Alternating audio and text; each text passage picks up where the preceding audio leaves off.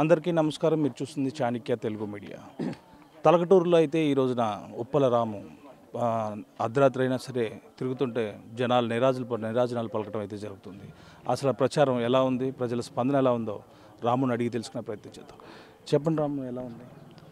మీరు చూస్తూ ఉన్నారు కదా, మరి తలకటూరు గ్రామంలో ఉదయం నుంచి కూడా ప్రజలందరూ కూడా చాలా బ్రహ్మాండమైన ఆదరణ చూపిస్తూ ఉన్నారు, అభిమానాన్ని చూపిస్తూ ఉన్నారు. వాళ్ళందరికీ కూడా నేను ఎప్పటికీ రుణపడి ఉంటాను. ఎందుకంటే జగన్మోహన్ రెడ్డి గారు చేసినటువంటి సంక్షేమం, అభివృద్ధి అన్నీ కూడా ఈ గ్రామానికి, మరి ప్రతి గ్రామానికి ప్రతి గడప కూడా ఇంచుమించుగా అన్నీ కూడా ఏదో ఒక పథకం అందింది. వాళ్ళందరూ కూడా చాలా సంతోషం వ్యక్తం చేస్తూ ఉన్నారు. మరి అలాగే ముఖ్యంగా మరి ఈ గ్రామంతో, అలాగే ఇక్కడ ఉన్న గ్రామస్తులతో మా నాన్నగారు కూడా ఒక ప్రత్యేకమైన అనుబంధం ఉంది. మరి వాటన్నిటినీ చూసుకుని ఖచ్చితంగా వాళ్ళందరూ కూడా నన్ను మంచి ఆదరణతో, అభిమానంతో వాళ్ళు దీవెనలు అందిస్తూ ఉన్నారు. ఖచ్చితంగా నేను ఈ గ్రామం నుంచి ఒక మంచి మెజార్టీ వస్తూ ఉందని చెప్పి నేను ఆశిస్తూ ఉన్నాను. ఇది ఈ గ్రామంలో ప్రధానంగా అయితే నీటి సమస్య ఎక్కడ చూసినా ప్రజలు చెప్పడం జరిగింది. దాన్ని మన దురదృష్టం ఏంటంటే ఈ తలకటూరు గ్రామంలో సుమారుగా ఒక 200 ఎకరాలు మంచినీటి సమ్మర్ స్టోరేజ్ ట్యాంక్ ఉంది. కానీ దీనికి సంబంధించి అదేంటంటే మచిలీపట్నం వెళ్తూ ఉంటాయి వాటరు. ఇక్కడ ఏంటంటే వాస్తవంగా ఒక 1,20,000 లీటర్లు ఈ గ్రామానికి ఇవ్వాలి దాని నుంచి. కానీ మన ఎంపీటీసీ ధర్మారెడ్డి గారు చెప్పింది ఏంటంటే కేవలం ఒక 60,000 లీటర్లు మాత్రమే ఇస్తూ ఉన్నారు.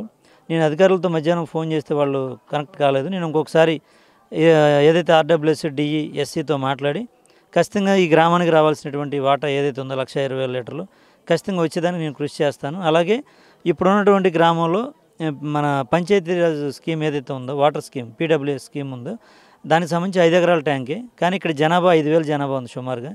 దానికేమో సరిపోవట్లేదు వాస్తవంగా.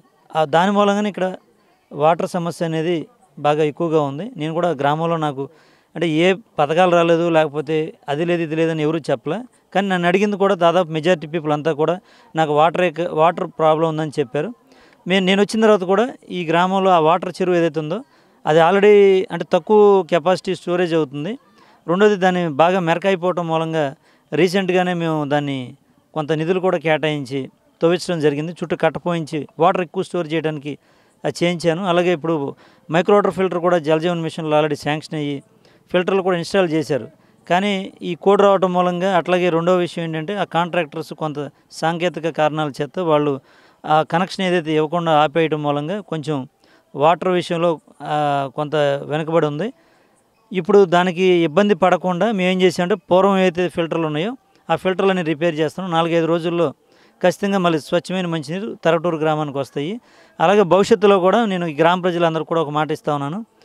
ఈ వచ్చే 5 ఏళ్ల కాలంలో నేను ఖచ్చితంగా మన గ్రామానికి తాగునీటి ఎద్దడి లేకుండా ఈ గ్రామంలో ఉన్న ప్రతి వీధికి కూడా కుళాయి వచ్చే విధంగా, ఈవెన్ ఈ పాలెనికి కానీ, పక్కన ఉన్న పర్ణశాలకు కానీ, ఆ పక్కన ఉన్న హరిజనవాడకు కానీ, తలకటూరు పాలెనికి కానీ ఖచ్చితంగా ప్రతి వీధికి పైప్ లైన్ ఇప్పించి, మరి ఆగిపోయిన మైక్రో వాటర్ ఫిల్టర్ను కూడా రీస్టార్ట్ చేయించి ఖచ్చితంగా స్వచ్ఛమైన తాగునీరు అందిస్తాను మీ అందరికి కూడా మాటిస్తూ.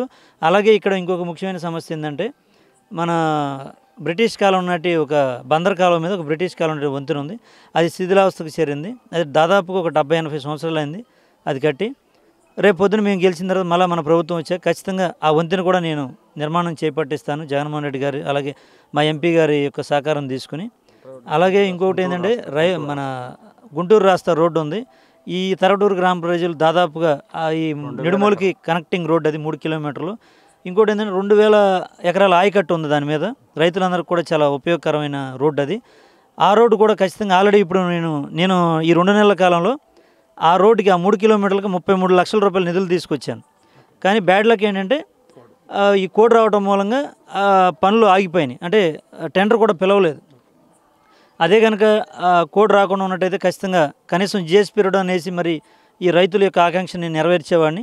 అయినా సరే ఒక 4 రోజులు వ్యవధే కాబట్టి కోడ్ అయిన వెంటనే డెఫినెట్గా ముందు జిఎస్పీ రోడ్ అని వేపిస్తాను. దాని తర్వాత మిగిలిపోయినటువంటిది డెఫినెట్గా నేను పరిస్థితిని బట్టి ఖచ్చితంగా అది తార్ రోడ్డా లేకపోతే ఏదో ఒకటి డెఫినెట్గా బెటర్గా నేను వాళ్ళకి చేసి పెడతానని మాట ఇస్తూ ఉన్నాను. అట్లనే ఈ గ్రామంలో ఇంటర్నల్ సీసీ రోడ్లు ఉన్నాయి. ఆ రోడ్లన్నీ కూడా నేను ఖచ్చితంగా నేను పూర్తి చేపిస్తాను. ఏదైతే అనూహ్యంగా బోరగడ్డ వ్యాధి కూటమిలో సపోర్ట్ చేయడంతో కొంత కూటమి హవా అయితే పెరిగినట్టుంది. మరి ఇప్పుడు మీరు ఏ విధంగా వ్యూహాన్ని రచించబోతున్నారు? అంటే ఖచ్చితంగా నాకు ప్రజల ఆశీస్సులు ఉన్నాయి. ప్రజలందరూ కూడా నా పట్ల అభిమానంతో నాకు ఒకసారి అవకాశం ఇవ్వాలని వాళ్ళు ఒక ఆకాంక్షతో ఉన్నారు. అందరూ కూడా మరి కాన్స్టిట్యున్సీలో కాగిత వెంకటారు గారు ఒక 4-5 సార్లు నెగ్గారు, వెంకటారు మన వ్యాస్ గారు నెగ్గారు, రమేష్ గారు నెగ్గారు. మేము మా నాన్నగారు ఉప్పాల రామప్రసాద్ 2 సార్లు కూడా 14-19 ఇక్కడ పోటీ చేయాలని మేము చాలా ప్రయత్నం చేసి కష్టపడి నష్టపోయిన విషయం ప్రజలందరికీ తెలుసు. ఖచ్చితంగా మరి వారందరూ కూడా ఒకసారి మా కుటుంబానికి నాకు అవకాశం ఇవ్వాలని ప్రజలు ఆదరిస్తారని నాకు నమ్మకం ఉంది. నేను ఖచ్చితంగా నేను భగవంతుని నమ్ముకున్నా, ఈ పెడ నియోజక ప్రజలు నమ్ముకున్నా, వాళ్ళు నన్ను ఆదరిస్తారు, ఖచ్చితంగా గెలిపిస్తారని నమ్మకం నాకు ఉంది. ఖచ్చితంగా అయితే ఉప్పల రాము విజయం ఖాయం అన్నట్టుగానే మరి తలకటూరు ప్రజలను చూస్తే తెలుస్తుంది.